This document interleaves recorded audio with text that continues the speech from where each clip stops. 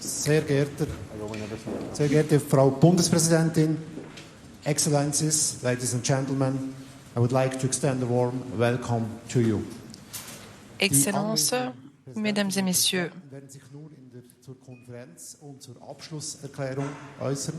The President will now comment on the summit and the final declaration. les présidents et Excellences présents ici aujourd'hui, vous avez la parole.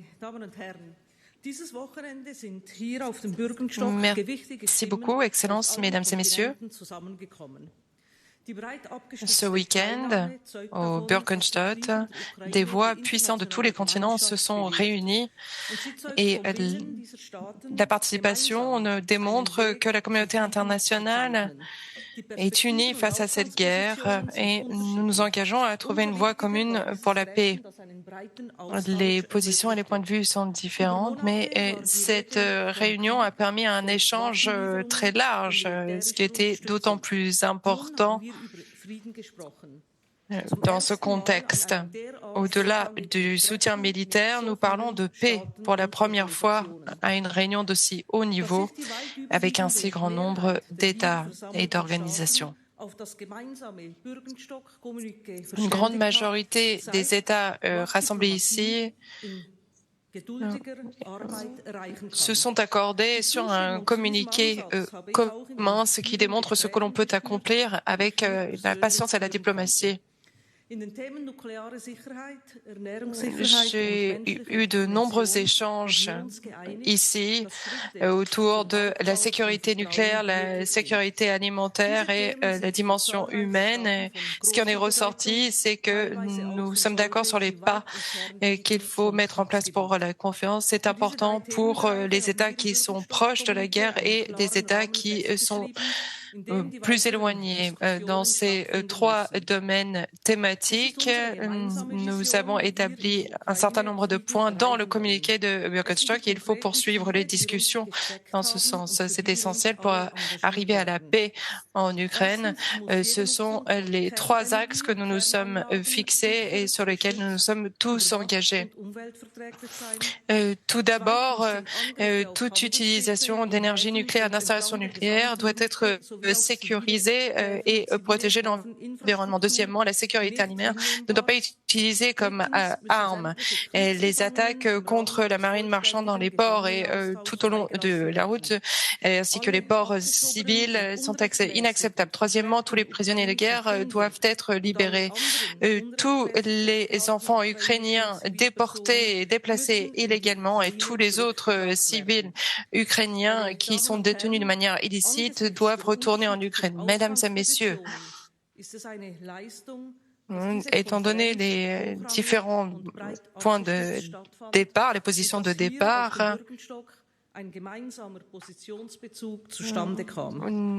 ce n'était pas gagné d'avance que l'on bénéficie d'un soutien aussi large, mais nous avons réussi à dégager une position commune ici au Bürgenstock. Grâce à la diplomatie au sens large et les discussions en interne, nous avons trouvé une position commune qui sera le point de départ pour la suite. Nous devons profiter de cette occasion pour une paix juste et durable en Ukraine. C'est essentiel pour les personnes en zone de guerre et pour toutes les personnes directement affectées par les conséquences de cette guerre. Cela vaut pour la terre entière. On doit se fonder dans nos relations internationales sur le droit international et la Charte des Nations Unies. C'est ce vers quoi nous tendons. La Suisse va continuer à jouer un rôle actif dans ce processus de la paix en Ukraine. Nous restons engagés. La communauté internationale connaît bien notre tradition de bons offices en Suisse et soyez confiants, nous continuerons à œuvrer pour la paix en Ukraine comme nous l'avons fait tout au long de cette semaine et au sommet du Bürgenstock. Merci beaucoup. Thank you so much. Madam President of Switzerland, Mr. President of Chile, Madam President of the European Merci Commission. beaucoup, Madame la Présidente. Madame la Présidente de la Commission européenne, Monsieur le Premier ministre du Canada. And I hope that our friend from Ghana will come. Et j'espère que notre ami du Ghana se joindra à nous également. Merci à tous ceux qui veulent mettre un terme à cette guerre. Je pense que tous les participants de ce premier sommet pour la paix ont fait les premiers pas vers une paix commune. Nous répondons à l'invasion à grande échelle de l'Ukraine par la Russie avec une défense à grande échelle de la vie humaine et une diplomatie à grande échelle. 101 pays et organisations internationales se sont réunis ici. C'est un grand succès pour l'Ukraine et pour tous nos partenaires. Et notre objectif est d'unir tous les pays du monde derrière cette cause noble. Et les générations précédentes nous ont légué la Charte des Nations Unies qui nous sert de base pour la coopération des peuples. Et nous transmettrons aux prochaines générations un mécanisme pour appliquer de manière effective cette Charte des Nations Unies. Et le communiqué adopté à ce sommet reflète pleinement notre intention et reste ouvert à l'adhésion de tous ceux qui respectent la Charte des Nations Unies. Il est important que tous les participants à ce sommet soutiennent l'intégrité territoriale de l'Ukraine. Il ne peut y avoir de paix durable sans intégrité territoriale. Nous avons analysé dans les détails 3 enjeux: la sécurité nucléaire, la sécurité alimentaire et la libération des détenus et déportés, y compris des milliers d'enfants qui ont été enlevés par la Russie. Maintenant, après ce sommet, nous avons convenu qu'il faut poursuivre notre travail à un niveau plus technique, au niveau des conseillers ministres, sous forme de réunions spéciales, sous l'égide, le leadership des pays. Et chaque pas vers une paix juste mérite l'attention des différents groupes présents ici au sommet, y compris les pays et les participants qui n'ont pas participé mais qui s'y intéressent. Nous allons travailler dans le cadre de groupes après ce sommet pour mettre en place les mesures qui nous permettront de restaurer la sécurité, tout comme nous l'avons fait au niveau des conseillers pendant la préparation du premier sommet pour la paix. Nous avons déjà des accords préliminaires avec des pays comme la France, la Turquie, le Kenya, la Norvège, la Pologne, Qatar, Chili, les Pays-Bas, l'Allemagne, le Royaume-Uni, pour accueillir les travaux de ces groupes. Et nous invitons tous les pays qui reconnaissent la nature contraignante de la Charte des Nations Unies comme base pour la coopération entre États pour participer à ces groupes et y exprimer leurs idées et faire des propositions. Je suis sûr qu'ensemble, nous pourrons obtenir les résultats que nous souhaitons lors de ces premiers et deuxièmes sommets pour la paix.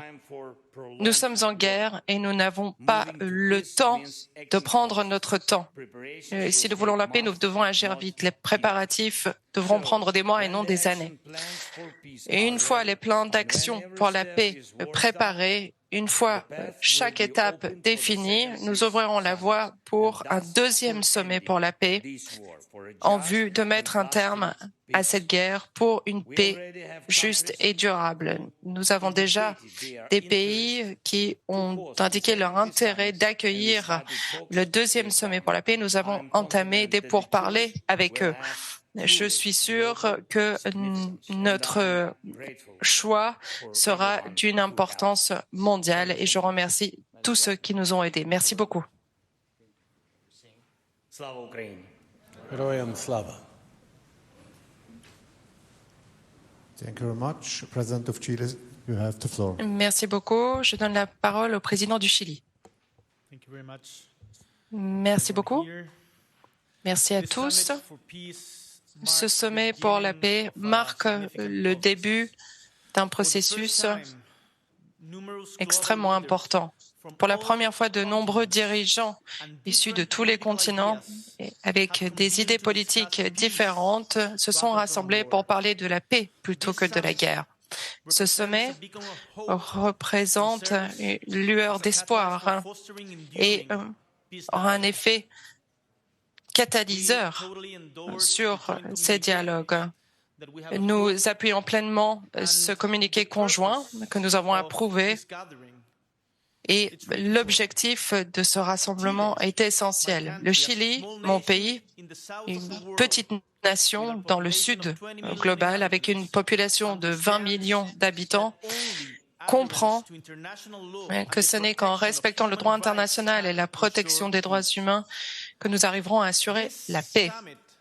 Ce sommet et ses convictions ne portent pas sur l'OTAN, les idées de droite ou de gauche. Ce n'est pas une question de nord ou de sud.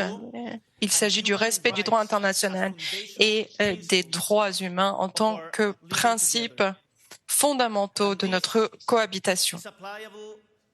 Et cela vaut pour l'Ukraine, pour Gaza et pour tout autre conflit dans le monde. Les enfants, partout, doivent être protégés. On ne peut pas permettre à un pays d'enlever des enfants comme le fait actuellement la Russie avec les enfants ukrainiens. Les civils ne doivent pas être atteints. Il faut agir de manière urgente pour protéger leurs droits. Ils ne peuvent pas attendre. Les prochaines étapes de ce sommet seront essentielles. Notre aspiration est que l'Ukraine et la Russie entament un dialogue basé sur le respect de l'intégrité territoriale de l'Ukraine, du droit international et un engagement ferme envers les droits humains en tant que norme fondamentale. Au Chili, nous allons continuer à soutenir la paix et prévenir de futurs conflits. Liebe Frau Präsidentin Amherd, lieber Viola, Présidente Amherd, chère Viola, Monsieur le Président Zelensky,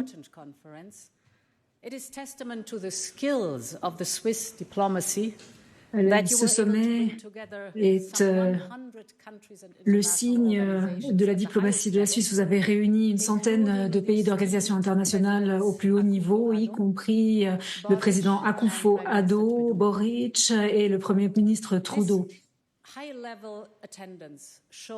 Cette participation de haut niveau démontre une chose, à savoir que le monde se soucie de la guerre provoquée par l'agression russe qui viole le droit international et les principes de la Charte des Nations Unies, ce qui a un impact très négatif sur les pays dans le monde en matière de sécurité alimentaire, d'énergie ou de commerce international. Les intervenants aujourd'hui et hier ont répété l'impact que ceci a sur leurs économies. Il est donc d'une importance capitale que tant de partis soient venus en Suisse pour parler d'une sortie de la guerre. La conférence s'intitulait « La voie vers la paix ». Et ce, à juste titre. En effet, nous savons que la paix en Ukraine ne se fera pas du jour au lendemain. Ce sera un long voyage. Il ne s'agissait donc pas de négociations pour la paix. En effet, Poutine ne souhaite pas mettre un terme à la guerre. Il souhaite une capitulation de l'Ukraine. Il souhaite que l'Ukraine cède des territoires, y compris des territoires qui, à l'heure actuelle, ne sont pas occupés par la Russie. Il insiste sur le désarmement de l'Ukraine, ce qui rendrait l'Ukraine vulnérable à toute future agression.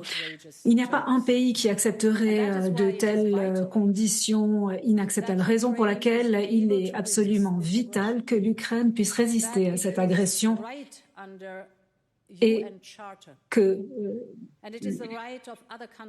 c'est le droit de l'Ukraine au titre de la Charte des Nations Unies et c'est le droit des pays européens d'appuyer l'Ukraine pour qu'elle puisse résister et survivre.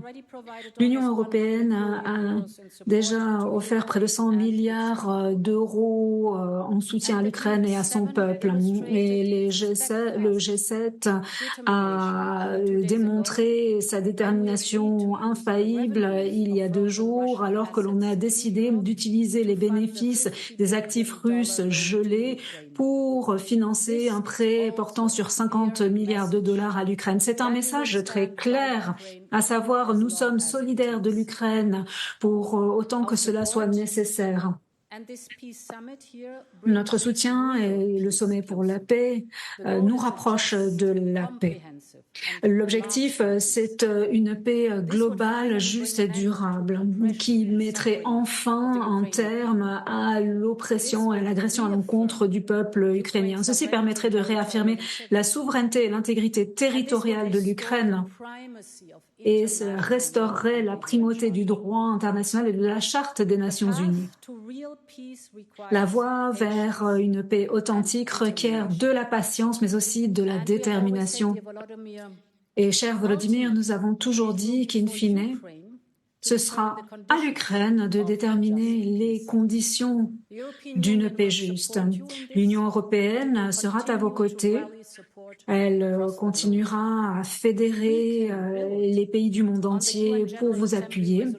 Nous pouvons nous appuyer sur la résolution de l'Assemblée générale des Nations unies de février 2023 qui parle d'une paix globale, juste et durable. Cette résolution a été approuvée par 141 États membres des Nations unies, dont la vaste majorité était présent à ce sommet. Alors j'en appelle à la Russie, entendez le message de la communauté internationale, respectez la souveraineté et l'intégrité territoriale de l'Ukraine, mettez un terme aux violences impérialistes et ramenez les enfants. Lorsque la Russie dira qu'elle est prête à la paix dans le respect de la Charte des Nations Unies, à ce moment-là, la Russie pourra participer aux efforts de paix. J'espère vraiment que ce jour arrivera bientôt. Merci. Monsieur le Premier ministre du Canada, c'est à vous. Aujourd'hui, le sommet pour la paix en Ukraine. Je veux d'abord remercier la présidente Amherd d'avoir accueilli ce sommet ici en Suisse. Et je veux aussi saluer les efforts du président Zelensky qui continue de se battre pour la liberté et la sécurité des Ukrainiens, mais aussi de se battre pour la règle de droit à travers le monde. While Ukrainians continue to defend their country, they've also been working tirelessly to bring an end to the fighting. The summit here in Switzerland gathered countries Le sommet ici en Suisse a réuni des pays du monde entier, y compris des économies émergentes, dans le but de trouver une voie vers la paix. Le Canada sera toujours une voix très forte en faveur de la paix, de la démocratie, de la liberté et de l'état de droit au niveau international. Nous avons travaillé ensemble durant ce sommet pour esquisser une vision commune vers une paix qui se fonderait sur le droit international et la Charte des Nations Unies. Une paix juste et durable, fondée sur les principes fondamentaux avec les intérêts du peuple ukrainien à son cœur. N'oublions pas que dès lors qu'il y a la guerre, il y a des souffrances de civils. Pensez aux enfants, aux militaires, à leurs familles, aux agriculteurs, au personnel infirmier, à tous les gens qui sont impactés. De nombreux pays présents ici ont déjà connu la guerre par le passé. L'on sait que les effets de la guerre se font ressentir durant des années, des décennies et des générations. Plus tôt aujourd'hui, j'ai présidé une séance où nous avons parlé des prisonniers, des personnes déportées, tout particulièrement les enfants. En effet, près de 20 000 enfants ont été déportés de chez eux, de leur famille, de leur culture, de leur communauté, selon les estimations. C'est quelque chose que la communauté internationale doit appeler à cesser. Le Canada souhaite organiser une ministérielle pour avancer sur le front du coût humain. Pour faire avancer le travail sur l'aspect humanitaire de cette guerre.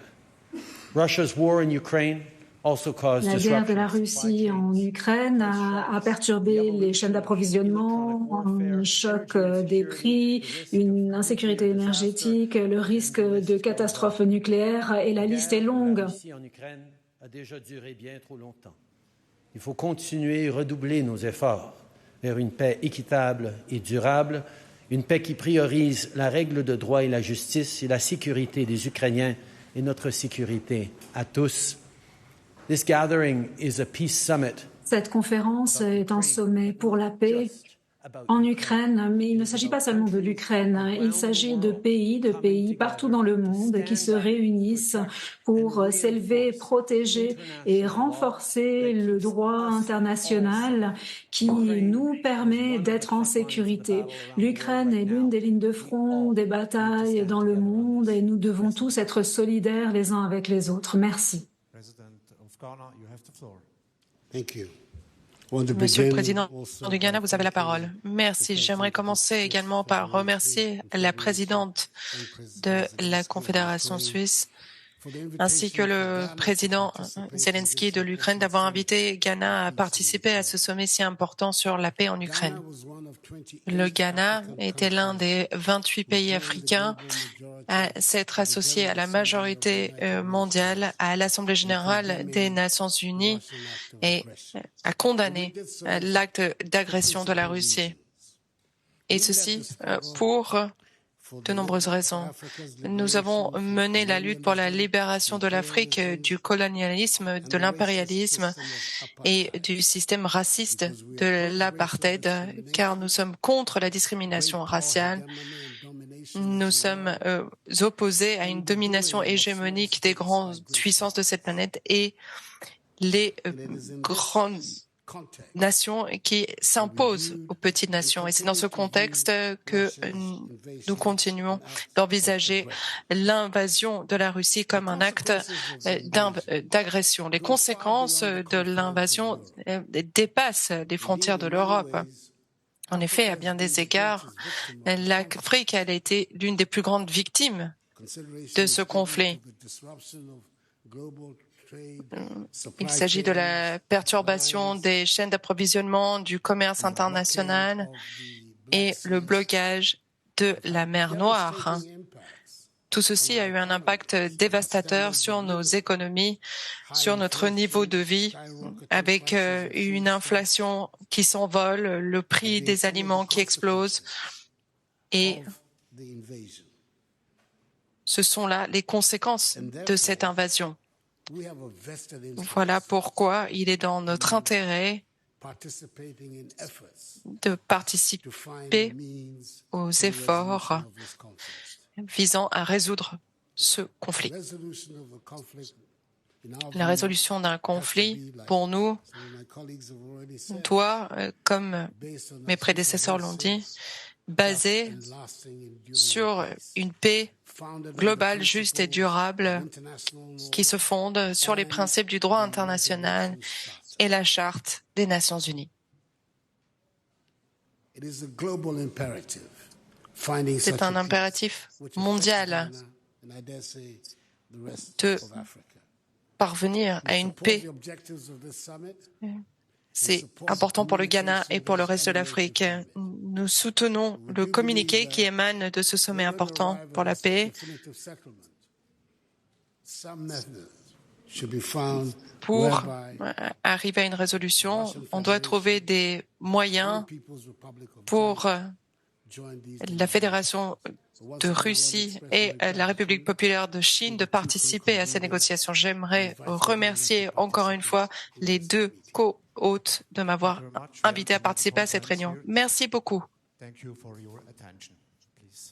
Merci de votre attention. Nous allons finir cette conférence de presse. Merci.